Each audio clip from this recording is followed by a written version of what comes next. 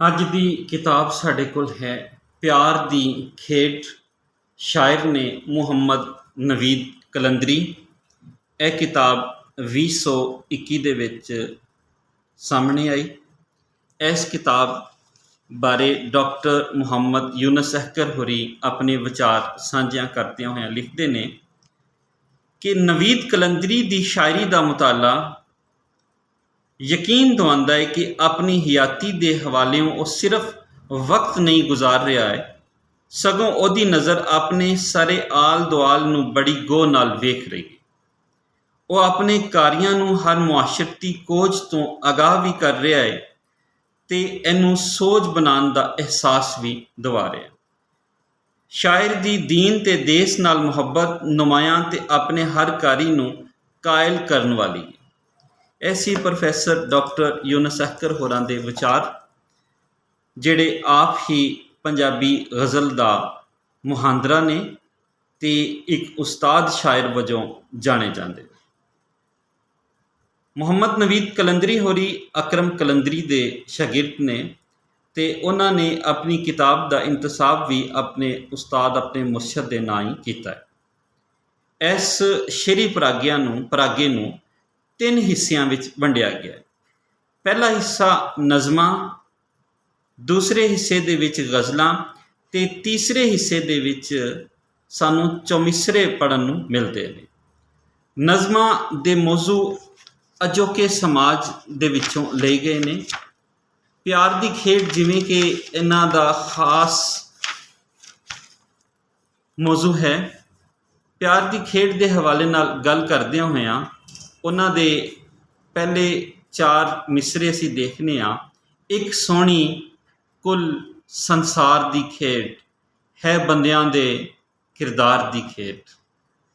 ਇੱਕ ਸੋਹਣੀ ਕੁੱਲ ਸੰਸਾਰ ਦੀ ਖੇਡ ਹੈ ਬੰਦਿਆਂ ਦੇ ਕਿਰਦਾਰ ਦੀ ਖੇਡ।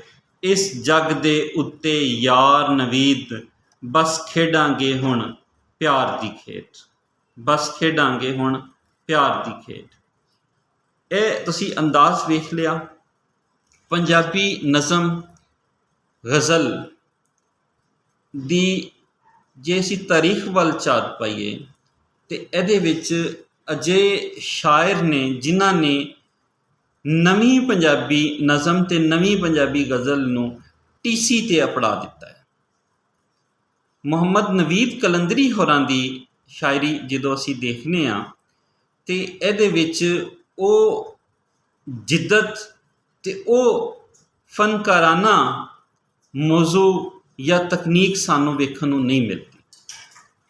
ਇਹ ਇਸ ਲਈ ਵੀ ਹੋ ਸਕਦਾ ਹੈ ਕਿ ਉਹਨਾਂ ਦਾ ਪਹਿਲਾ ਸ਼ੇਰੀ ਪਰਾਗਾ ਹੈ। ਪਹਿਲੇ ਸ਼ੇਰੀ ਪਰਾਗੇ ਦੇ ਵਿੱਚ ਉਹਨਾਂ ਦੀਆਂ ਨਜ਼ਮਾਂ ਮੁਸ਼ਾਹਿਦੇ ਦੇ ਅਤੇ ਆਲ ਦੁਆਲੇ ਦੇ ਸਮਾਜ ਨੂੰ ਵਿਖਾਉਣ ਤੋਂ ਅਗਾਂਹ ਨਹੀਂ ਟੁਰਦੀਆਂ। ਫਿਰ ਉਹਨਾਂ ਨੂੰ ਜਿਹੜਾ ਬਿਆਨਣ ਦਾ ਢੰਗ ਹੈ ਉਹ ਵੀ ਰਵਾਇਤ ਤੋਂ ਅਗਾਂਹ ਨਹੀਂ ਜਾ ਰਿਹਾ। ਇਸ ਲਈ ਅਸੀਂ ਆਸ ਕਰਨੇ ਹਾਂ ਕਿ ਉਹ ਨਵੀਆਂ ਲੀਹਾਂ 'ਤੇ ਟੁਰਨਗੇ ਅਤੇ ਆਪਣੀ ਵੱਖਰੀ ਪਛਾਣ ਬਣਾਉਣਗੇ। ਇਸ ਕਿਤਾਬ ਦੇ ਕੁੱਲ ਸਫ਼ੇ 160 ਨੇ। ਇਹਦਾ ਮੁੱਲ 300 ਰੁਪਇਆ ਹੈ।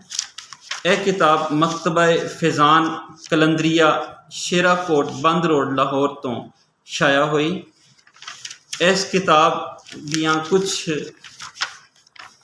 ਨਜ਼ਮਾਂ ਦੇ ਕੁਝ ਸ਼ੇਰ ਤੁਹਾਡੇ ਸਾਹਮਣੇ ਪੇਸ਼ ਕੀਤੇ ਜਾਂਦੇ ਨੇ। ਜਿਵੇਂ ਕਿ ਉਹਨਾਂ ਦੀ ਨਜ਼ਮ ਹੈ ਦੁਨੀਆ ਦੇ ਰੂਪ।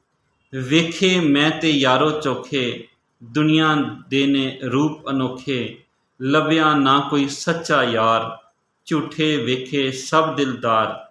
ਕਿਸ 'ਤੇ ਕਰੀਏ ਹੁਣ ਇਤਬਾਰ, ਇੱਕ ਦੂਜੇ ਨੂੰ ਦੇਵਨ ਧੋਖੇ। ਦੁਨੀਆ ਦੇ ਨੇ ਰੂਪ ਅਨੋਖੇ। ਨਾਲ ਇਸ਼ਕ ਦੇ ਅੱਖ ਲੜਾਣਾ, ਪੈਰਾਂ ਦੇ ਵਿੱਚ ਘੁੰਗਰੂ ਪਾਉਣਾ, ਪਿਆਰ ਦੀ ਸੂਲੀ 'ਤੇ ਚੜ੍ਹ ਜਾਣਾ। ਐਡੇ ਨਹੀਂ ਜੇ ਕੰਮ ਐ ਸੌਖੇ, ਦੁਨੀਆ ਦੇ ਨੇ ਰੂਪ ਅਨੋਖੇ। ਕਈ ਦੁਨੀਆ ਦੇ ਦੁੱਖੜੇ ਸਹਿ ਗਏ, ਕੋਈ ਤੇ ਪਾਣੀ ਵਾਂਗੂ ਵਹਿ ਗਏ। ਲੱਖਾਂ ਮੌਤ ਦੇ ਨਾਲ ਵੀ ਖਹਿ ਗਏ। ਯਾਰ ਨਵੀਦ ਇਹ ਪੈਂਡੇ ਔਖੇ, ਦੁਨੀਆ ਦੇ ਨੇ ਰੂਪ ਅਨੋਖੇ। ਦੁਨੀਆ ਦੇ ਨੇ ਰੂਪ ਅਨੋਖੇ। ਇਸੇ ਤਰ੍ਹਾਂ ਜੇ ਅਸੀਂ ਗਜ਼ਲ ਦੇ ਹਵਾਲੇ ਨਾਲ ਵੇਖੀਏ, ਯਾਦ ਤੇਰੀ ਅੱਜ ਆ ਗਈ ਸਜਣਾ, ਗਮ ਦੀ ਬਦਲੀ ਛਾ ਗਈ ਸਜਣਾ, ਪਿਆਰ ਦੀ ਨਗਰੀ ਦੇ ਵਿੱਚ ਆ ਕੇ ਮੇਰਾ ਚੈਨ ਗਵਾ ਗਈ ਸਜਣਾ, ਹੋ ਗਿਆ ਏ ਦਿਲ ਟੋਟੇ ਟੋਟੇ ਐਸੇ ਤੀਰ ਚਲਾ ਗਈ ਸਜਣਾ, ਸੁਪਨੇ ਦੇ ਵਿੱਚ ਆ ਕੇ ਮੈਨੂੰ ਸੁੱਤਿਆਂ ਫਿਰ ਜਗਾ ਗਈ ਸਜਣਾ, ਚੈਨ ਨਾ ਆਵੇ ਹਿਜਰ ਦੇ ਐਸੇ ਮੈਨੂੰ ਗੀਤ ਸੁਣਾ ਗਈ ਸਜਣਾ, ਖੁਸ਼ੀਆਂ ਦੇ ਨਾਲ ਵਸਦਾ ਸਾਂ ਮੈਂ ਗਮ ਦੇ ਭਾਂਬੜ ਲਾ ਗਈ ਸਜਣਾ, ਤੇਰੀ ਯਾਦ ਨਵੀਦ ਕਲੰਦਰੀ ਮੇਰੇ ਹੋਸ਼ ਭੁਲਾ ਗਈ ਸਜਣਾ। ਤੁਸੀਂ ਦੇਖਿਆ ਨਜ਼ਮ ਅਤੇ ਗਜ਼ਲ ਦੇ ਵਿੱਚ ਉਹਨਾਂ ਦੇ ਜਿਹੜੇ ਮੌਜ਼ੂ ਨੇ ਉਹਨਾਂ 'ਚ ਨਵੇਕਲਤਾ ਨਹੀਂ ਹੈ, ਉਹੀ ਪੁਰਾਣੇ ਮੌਜ਼ੂ, ਉਹੀ ਮੁਹੱਬਤ ਦਾ ਜ਼ਿਕਰ, ਉਹੀ ਯਾਦ, ਉਹੀ ਹਿਜਰ ਦਾ ਬਿਆਨਨ ਦਾ ਅੰਦਾਜ਼, ਅਤੇ ਜੋ ਇੰਝ ਲੱਗਦਾ ਹੈ ਕਿ ਇਹ ਅਸੀਂ ਕੋਈ ਇੱਕ ਸਦੀ ਅੱਧੀ ਸਦੀ ਪਹਿਲਾਂ ਦੀ ਸ਼ਾਇਰੀ ਪੜ੍ਹ ਰਹੇ ਹਾਂ।